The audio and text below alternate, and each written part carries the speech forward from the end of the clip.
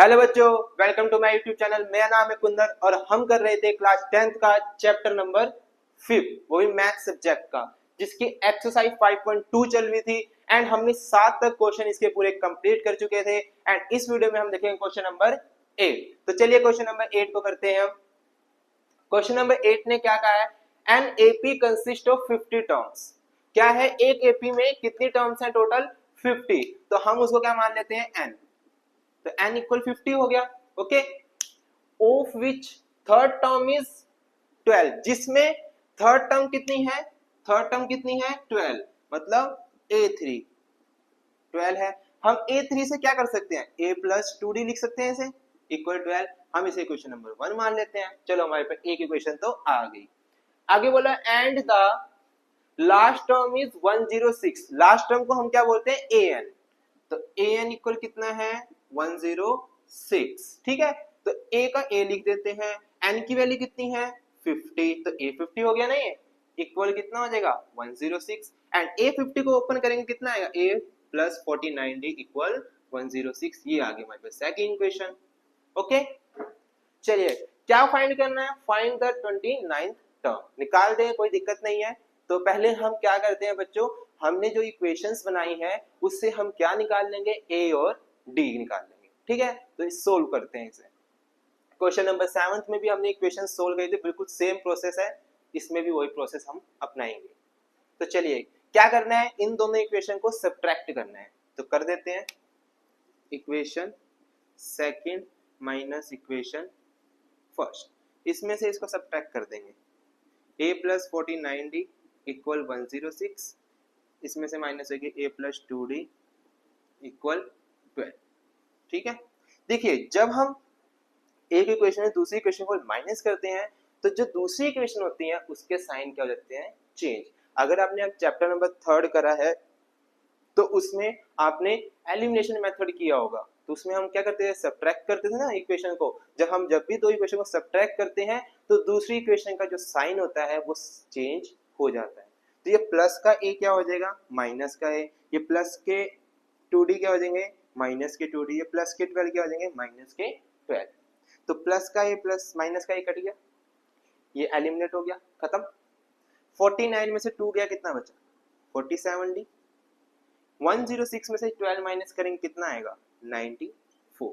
ठीक है, तो 47d इक्वल 94, d को यही रखेंगे, 94 अपॉन में कितना आ जाएगा, 47। ये कट होगा, कितना आएगा बच्चों, 2। तो d की वैल्यू हमारे पास आ गई 2। ठीक है, क्लियर। तो d आ गया। अब हमें d का यूज करके क्या निकाल लेंगे हम, a। और d की वैल्यू हम किसी भी इक्वेशन में रख देते हैं, या फर्स्ट में रख दो या फिर सेकंड में। तो मैं फर्स्ट में रख देता हूं, तो यहाँ लिखता हूँ d इन इक्वेशन फर्स्ट। तो फर्स्ट इक्वेशन क्या हमारे पास, a plus 2d equal 12। a की वैल्यू नहीं है, 2 इंटू डी की वैल्यू 2 इक्वल 12। a को यही रखेंगे इक्वल 2 प्लस सॉरी प्लस का प्लस 2 इंटू 2 कितना हो जाएगा, 4 इक्वल 12। a यही रहेगा, 12 भी अपनी जगह पर रहेगा, प्लस का 4 इधर क्या हो जाएगा, माइनस। तो a की वैल्यू कितनी आ जाएगी, 8। तो आप पे a भी आ गया और d भी आ गया। कौन सी टर्म निकालनी थी, 29th टर्म। तो 29th टर्म को कैसे लिखते हैं, a29। इसको ओपन करिए, a प्लस 28d। a की वैल्यू कितनी है, 8 प्लस 28 इंटू डी की वैल्यू कितनी है, 2। 8 आ जाएगा प्लस 28 की गुना मतलब मल्टीप्लाई 2 से करेंगे कितना आएगा, 56। 8 प्लस 56 कितना हो जाएगा, 64। तो a29 निकालने को बोला था ना, तो ये 64 आंसर आ गया। तो चलिए बच्चों देखते हैं आप क्वेश्चन नंबर 9 एक्सरसाइज 5.2 का। तो क्वेश्चन नंबर 9 में क्या कहा गया है, if the third and the ninth terms of an AP are 4 and -8 respectively. मतलब कि क्या है कि एक एपी की third term and ninth term क्रम के अनुसार दी हुई है, क्रमानुसार मतलब सीरीज वाइज दी हुई है। मतलब थर्ड टर्म कितनी है, 4 एंड नाइन्थ टर्म कितनी है, -8। ओके, ये गिवन है।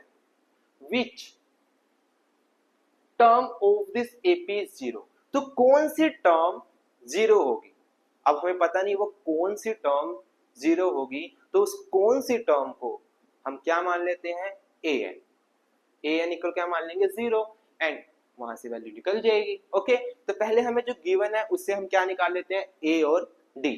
ठीक है, तो थर्ड टर्म कितना है 4, मतलब a3 इक्वल 4। a3 को ओपन करेंगे a plus 2d equal 4 and दूसरा का गिवन है नाइन्थ टर्म मतलब a9, इसे ये कितना है -8। a9 को ओपन करेंगे तो a प्लस 8d इक्वल -8। लो भाई सेकंड इक्वेशन भी आ गई। सेम प्रोसेस, दोनों इक्वेशन का करना है सबट्रैक्ट करना है। तो इक्वेशन सेकंड में से इक्वेशन फर्स्ट माइनस कर देते हैं। चलिए सेकंड इक्वेशन क्या है a प्लस 8d माइनस 8, इसमें से निकाल देंगे हम कौन सी equation first a plus 2d equal 4। Subtract कर रहे हैं, ऐसे यहाँ पे भी मैंने माइनस लिखा है, यहाँ पे भी लिख दिया सबट्रैक्ट शॉर्ट फॉर्म।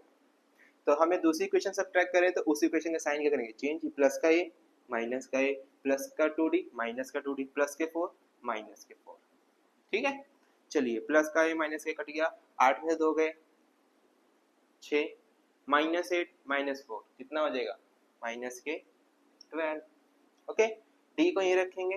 देखो 6 क्या मल्टीप्लाई में, इधर क्या होएगा डिवाइड, तो 6 12 को डिवाइड करेगा तो कितना आएगा -2। ठीक है, ये तो पता ही होगा।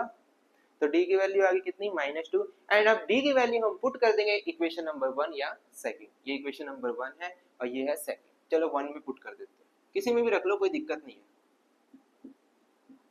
1 इक्वेशन क्या है हमारे पास a plus 2d equal 4, a की वैल्यू नहीं है 2 इंटू डी की वैल्यू कितनी है -2 इक्वल 4। a 2 2 से कितना हुआ 4 plus minus minus equal 4। a minus का 4 इधर ले आओ प्लस का 4, सिंपल। a को ये रखेंगे 4 प्लस 4 8। तो भाई a की वैल्यू भी आ गई और t की भी आ गई। हाँ, अब पूछा गया है विच टर्म मतलब कौन सी टर्म 0 है। तो कौन सी टर्म, पता नहीं कौन सी टर्म है, तो उस टर्म को हम क्या मान लेंगे an इक्वल 0। कौन सी टर्म 0 है, विच टर्म इज 0। ठीक है, an का फॉर्मूला लिखेंगे a plus n minus 1 into D equal 0। a की वैल्यू कितनी है 8, n माइनस 1 ऐसी रखेंगे, d की वैल्यू कितनी थी -2। जब भी d की वैल्यू माइनस में हो ना तो उसे ब्रैकेट में रखा करो इक्वल 0। यहाँ पे रहेगा n माइनस 1 इंटू में -2, ये प्लस का 8 इधर क्या आ जाएगा माइनस का 8। Okay, n minus 1 into -2 sorry equal -8, ये -2 मल्टीप्लाई हो रहा है, इधर क्या हो जाएगा डिवाइड में, माइनस से माइनस कर दिया 2 4 जा 8।